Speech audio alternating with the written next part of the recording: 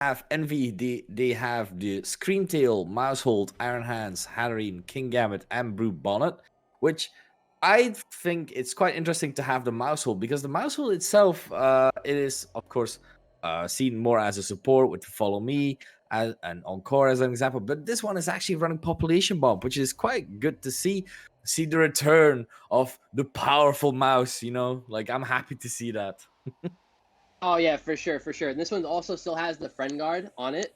This way, it's that support. It also still has that supportive option, but it could still pick off like a couple KOs from things that are kind of lingering on. So it's gonna be really awesome to see how they use Mousehold and how the opposing trainer, handles that matchup with Mousehold being kind of that little nuisance that it is. Yeah, exactly. So, yeah, on the opposing end, we have the Farigiraf, which is a personal favorite of mine. We do have the Fluttermane as well, the Corviknight, the Tinglu, and the Iron Bundle and Arcanine on that end as well.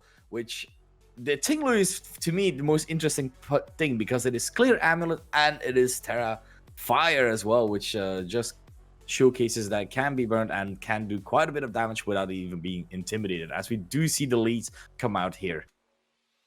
Oh my goodness. Honestly, I think this is a really good start for Everett. I like that he led with Gambit, knowing, seeing that the Fluttermane is the only thing that can really shut down Trick Room. So let's get rid of that nasty little Fluttermane right off the rip. Yeah, the Fluttermane, of course, it's a choice spec set, so it's quite terrifying to come up against. But yeah, Kingambit just being the opportune typing really to try and deal as much damage, and you also deal quite well with the Farigiraf as well, with a possible Kowtow Cleave depending what the Farigiraf is deciding to do, as we do see the terrestrialization there it is. On that Fluttermane, trying to make sure that it can do quite a bit more damage with that Terra Fairy typing that we have seen quite a few times. So a strong Dazzling Gleam or a strong Moonblast is bound to come out as well, as we do see the Helping Hand from the Farigiraf as well, just doing as much damage as possible. The Hatterene going for Protect, so if it goes into the Kingambit, so it can do quite a bit of damage, as we do see the Moonblast. But it's in the Hatterene, unfortunately. It is. So that means this Kingambit is free to do what it wants, and it just goes for the Iron Hand, and there goes the Fluttermane. Ooh, such pizzazz, but going down in style, at least with the beautiful hat. Yeah, for sure. That's a big turn for Evni in this first, on that first turn, calling that it's possible he can get knocked out from the Helping Hand Moonblast. Let me protect and just Iron Head because it can't protect, and it's a pretty safe play from Evni on that first turn for sure. Yeah, and now the Tinglu coming. Tinglu, of course, you already lost an option of terrestrialization. That means that the Hatterene is able to go for any possible Dazzling Gleam, trying to deal a bit of damage to the Tinglu. You do have the ability of the Tinglu as well with the Vessel of Ruin, lowering any sort of special attack, which is quite nice to see. So now that your turn one, you lost your Fluttermane already, you have to kind of adapt here. You now have the two bulkier Pokemon that can deal somewhat of damage, but Kingambit and Hatterene are also quite known for their bulk as well. So going to slowly go work through them as well. We see a switch. Big switch from Farigiraf to the Corviknight, so we probably know what is gonna come out here, as the terrestrialization is activated onto that Kingambit on this side, losing its Steel typing, but getting a little bit more power into its Dark typing, making sure that all the Cataclysms and Sucker Punches will do way more damage as well.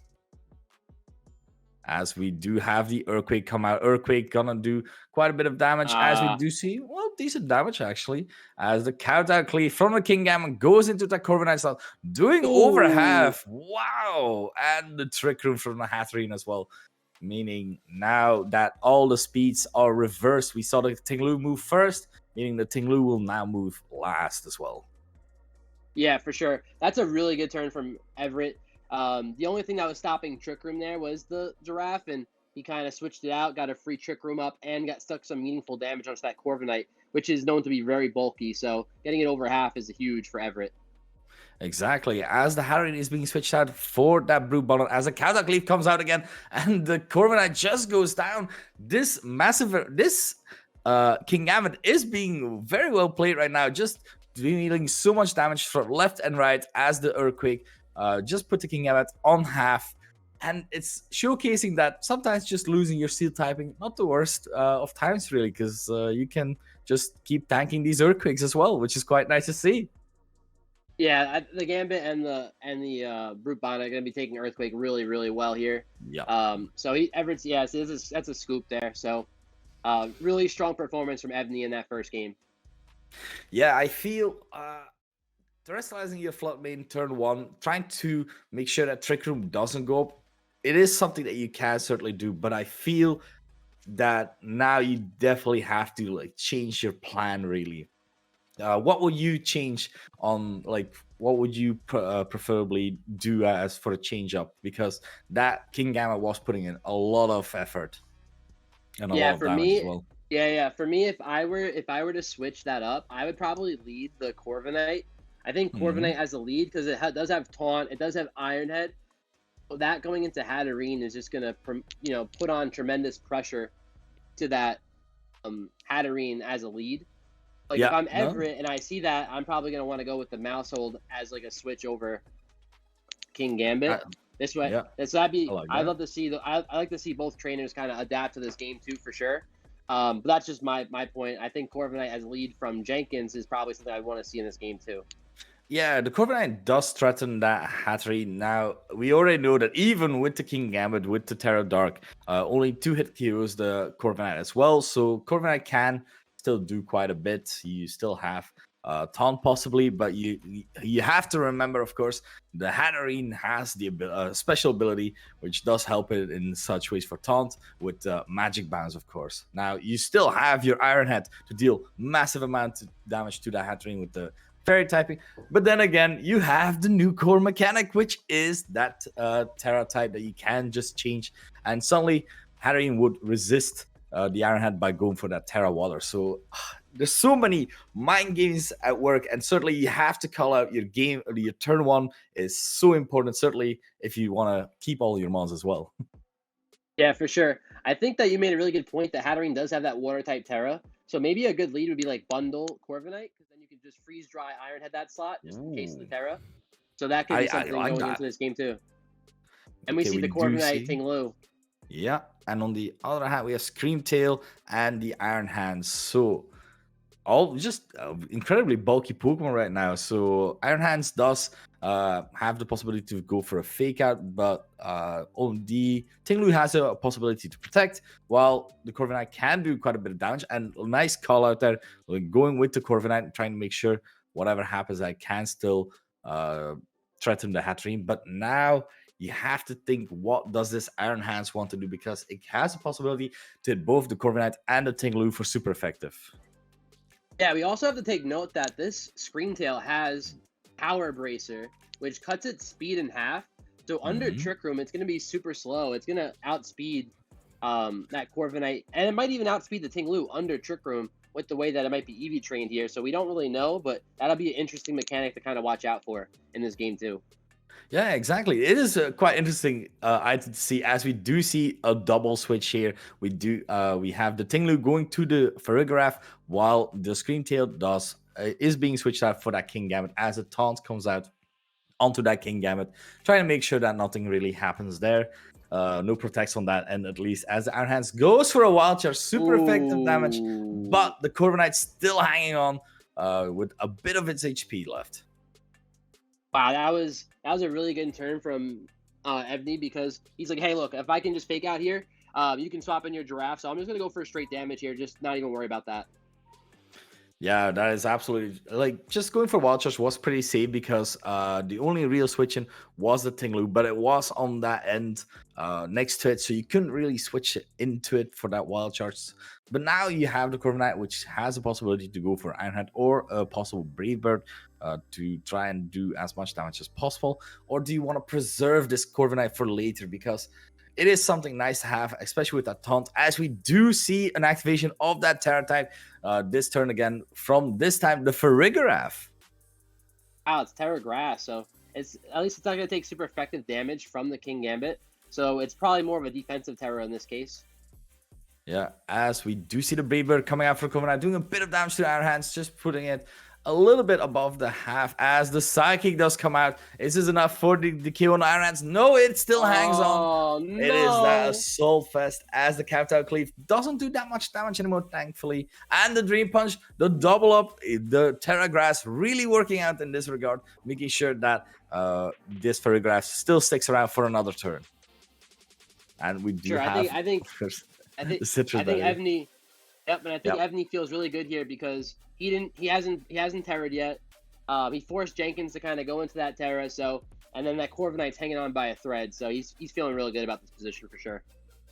Yeah, it's still not the worst. You are still on the back foot here because a lot of damage has been done. The Corviknight is, of course, the fastest thing on the field. It can go for another Brave Bird.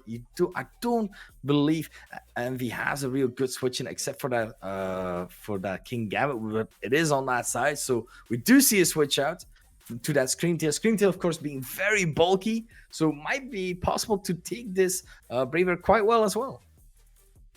Oh no, we see a Terra from the King Gambit. That Terra Dark. We saw that in the first game. Yeah, how much damage is this King Gambit gonna try to achieve here? Because Countdown Cleave is such a strong new move addition to King Gambit as well. As the Iron Head comes out, predicting possibly that the Screamtail was gonna come in as the Psychic, and Iron Psychic also goes in. Just trying to make sure that the Screamtail is under half. As the Countdown Cleave comes out, is this enough for the KO onto this Photograph? It is. Man, that's a big KO. Yeah, that is a big KO on a Photograph. Unfortunately, one of my favorite Pokemon just down like that from this generation. The Corviknight's still on the field, which is quite funny to see, even though being that low, still being able to put a bit of pressure with that Iron Head and the Brave Bird, as now the Ting-Lu comes out. I mean, the Corviknight's not really in a good spot. This Corviknight doesn't happen to have Roost, so it really can't recover any of that health. Gambit's kind of free to do whatever it wants right now. It can Sucker Punch, it can Iron Head, it can Kowtow Cleave. You see Evni here trying to figure out if he wants the Iron Head, go for the flinch onto the Ting-Lu. So I think he's in a really good spot. This is kind of like a free Trick Room turn, in my opinion. Yeah, Trick Room does seem pretty alright. You can't read... Well, the thing is with that, because you can't Sucker Punch, of course, Taunt, which means the Corviknight would move first in that regard. But it's really dependent on what you want to do. Do you predict the Taunt from the Screamtail, or do you just go for damage and for the Iron Head? These are the mind games that we VGC players have to deal every day, as we do see the Taunt come out onto that Screamtail, trying to make sure that no Trick Room would be set up as the Ting-Lu goes for the Earthquake, just trying to deal as much damage as possible, a little bit as we saw earlier. The Iron Head is enough to take out that Corviknight, as we will see what that Screamtail is doing, because it is the last Pokemon to move. So seemingly that is that Trick Room not gonna work this round. So that Corviknight still being able to put in work, one last turn of good work with that Taunt there. Yeah, I mean, if you're Everett, you're like, all right, cool. Like you just you stopped me from Trick Room, but I just got a free KO onto your Corviknight, and all you got is your 2 last Pokemon. I still have all 4 of my Mons, so he's feeling pretty good. Yeah, as we do see the King Gambit now go for Protect. Now the Fluttermane coming in is something nice to see, because if it goes for Moonblast or Dazzling Gleam, it still can possibly KO now this King Gambit, because it's not an Assault Vest, it is a Lumberry, as the Stomping Tantrum comes out into that Screamtail, does manage to take that KO, and the Fluttermane, we now know that Fluttermane is locked into that Moonblast. Your Iron Hands is quite low. Your Brute, like, all these Pokemon are weak to Fairy right now, so this Fluttermane is looking exceptionally well right now, because it can deal so much damage to all of these Pokemon as well. Yeah, I mean, Everett still feels pretty good because he still has Sucker Punch pressure from both Mons, which will probably KO the Fluttermane since it's locked into Moonblast. You can't really protect that. So he's kind of feeling like, all right, yeah, I'm just going to Sucker Punch. And this might even KO, to be honest. Is this enough? No, okay. It's not enough. Okay, so now with the double up Sucker Punch, trying to make sure that this Fluttermane does go down there, even just not wanting to risk it, which I wholeheartedly agree with, as the Rock Slide comes out, not doing that much damage, and now it's only the Ting-Lu versus King Gambit and Brute Bonnet, and this does look like a game that is finished, really, because what do you do here with that Ting-Lu?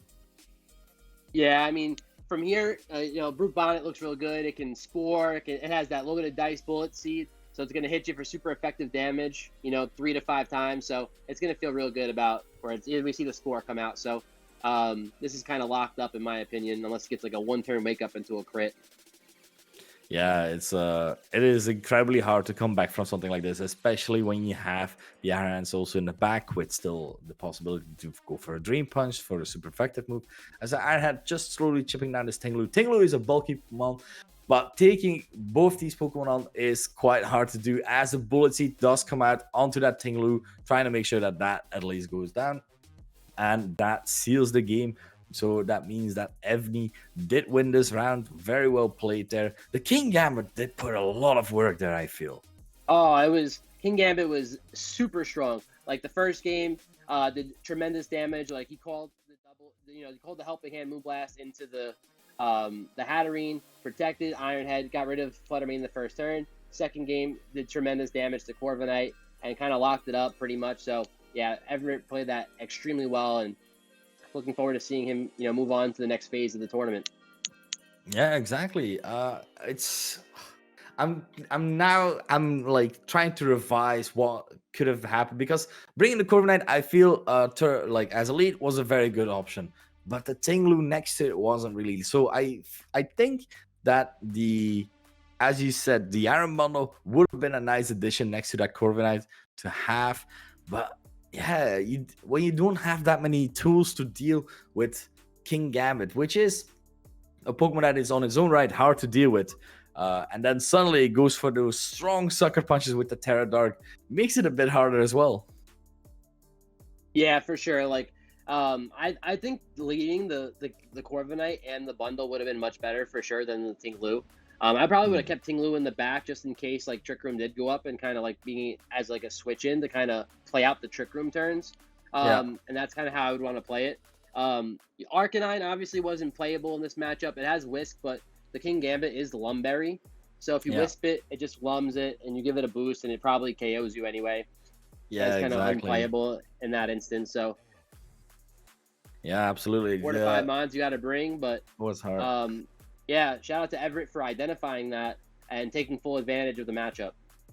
Yeah, exactly. King Gambit just being able to put in the work that it needed to do, and that means that this round is over. But soon we will be back with the next round, with round 6 as well. For just with a bit more, we'll be back as well. So I really enjoyed this game, watching it. I was hoping for Farigiraf to do a bit more work, but seeing it survive with Terra Grass made me already happy. So honestly, I can call this a good day already. It's a cool mod for sure, and we'll be back soon.